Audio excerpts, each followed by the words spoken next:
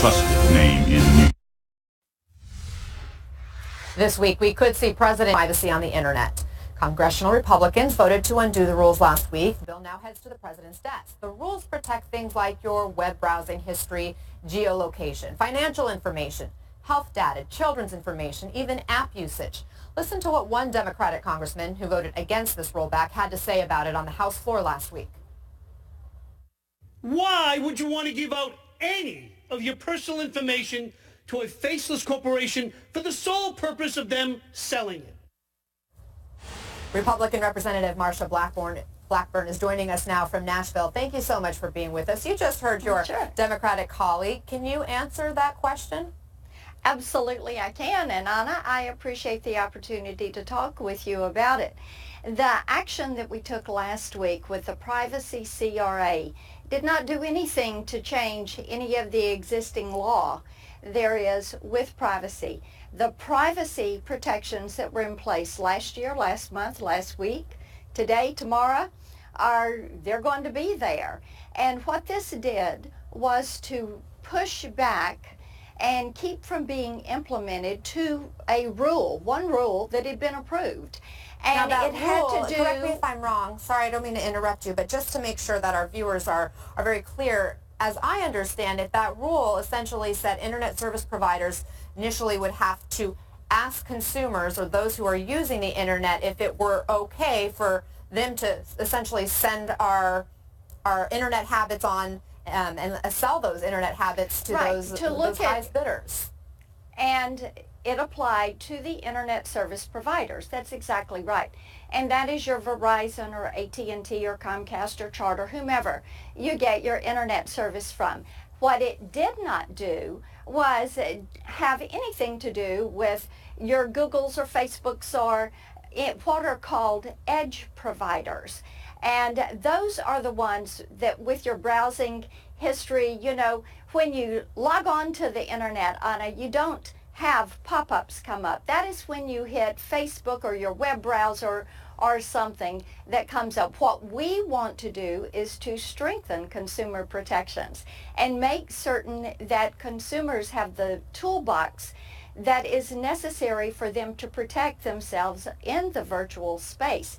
And we will get right back at this. We've tried to pass legislation for the past couple of years dealing with data security and privacy, and we hope that our friends across the aisle will join us in doing that and strengthening these protections. But here's the backstory on it. How does you strengthen don't the need protections, though, if the internet service providers don't need to ask your permission anymore to sell your information? No, that's not it.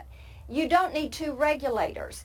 See, the ISPs, with what is covered there, with the FCC, the Federal Communications Commission, the traditional regulator of our privacy, both in the physical space and the virtual space, has been the Federal Trade Commission. And that is where that responsibility should lie.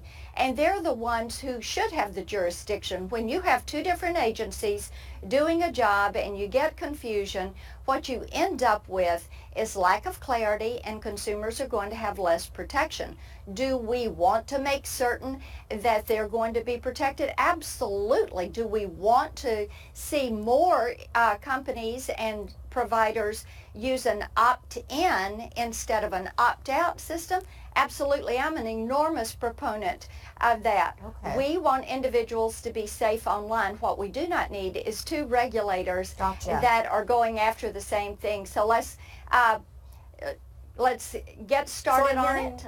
I'm hearing you say there was a redundancy in the system, so you're trying to kind of streamline the system. Now, some of the critics of this action, some of the critics of the action that was taken by Republicans, yourself included this week, have pointed out that the telecom industry has made generous donations to your campaign over the years.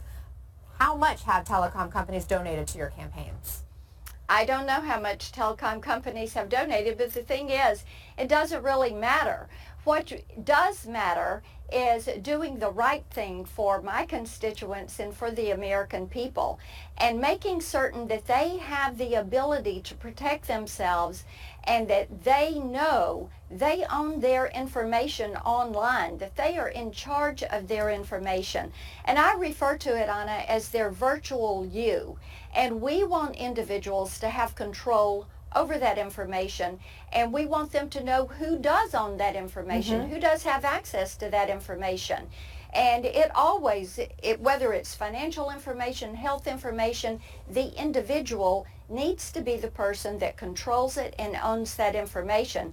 That is my goal, and I think that's the goal of most individuals. So the Center for Responsive Politics, which is a self-proclaimed nonpartisan independent research group who tracks money in politics, says you've received close to $546,000 from the telecom industry over the course of your career. It seems like a lot of money, but are you saying that that had no influence on your vote? No, my work has centered around protecting privacy, and Congressman Peter Welch out of Vermont and I spent 2 years chairing the Privacy Working Group in Congress and working on legislation. Like I said, we would love for the Democrats to join us and push it forward. Why didn't any Democrats join you on this legislation? Well, you know, as you said, simply to streamline. Well, and we were disappointed that they didn't, because last May you had a group of Democrats that wrote then Chairman Wheeler at the FCC and opposed their moving forward with this specific rule that we took back down so that we could keep it from being implemented and have a clean slate to start working from. So you're right. You know, they had opposed it, and then they came out to oppose recalling the rule, and so we would have loved for them to have joined us, and we would really like for them now to be working with us so that consumers have all the protections that are necessary in that virtual space. And we will work through this issue. We are hopeful that we'll be able to move back these net neutrality rules and the reclassification of the internet service from an information service.